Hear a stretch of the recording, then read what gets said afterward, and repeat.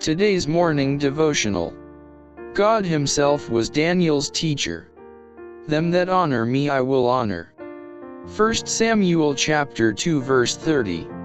In acquiring the wisdom of the Babylonians, Daniel and his companions were far more successful than their fellow students, but their learning did not come by chance.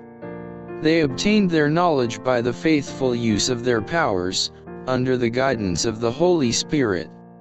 They placed themselves in connection with the source of all wisdom, making the knowledge of God the foundation of their education. In faith they prayed for wisdom, and they lived their prayers. They placed themselves where God could bless them. They avoided that which would weaken their powers, and improved every opportunity to become intelligent in all lines of learning. They followed the rules of life that could not fail to give them strength of intellect. They sought to acquire knowledge for one purpose, that they might honor God.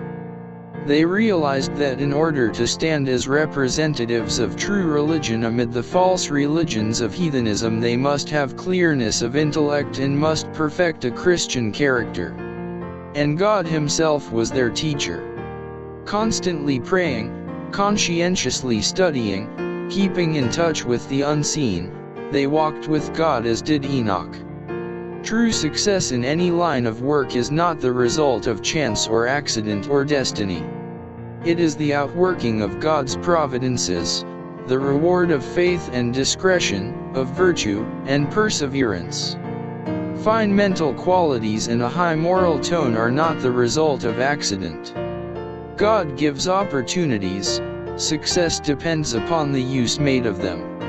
While God was working in Daniel and his companions, to will and to do of His good pleasure, Philippians chapter 2 verse 13, they were working out their own salvation. Herein is revealed the outworking of the divine principle of cooperation, without which no true success can be attained.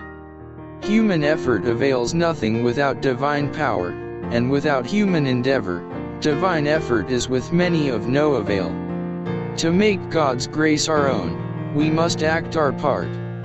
His grace is given to work in us to will and to do, but never as a substitute for our effort. As the Lord cooperated with Daniel and his fellows, so He will cooperate with all who strive to do His will.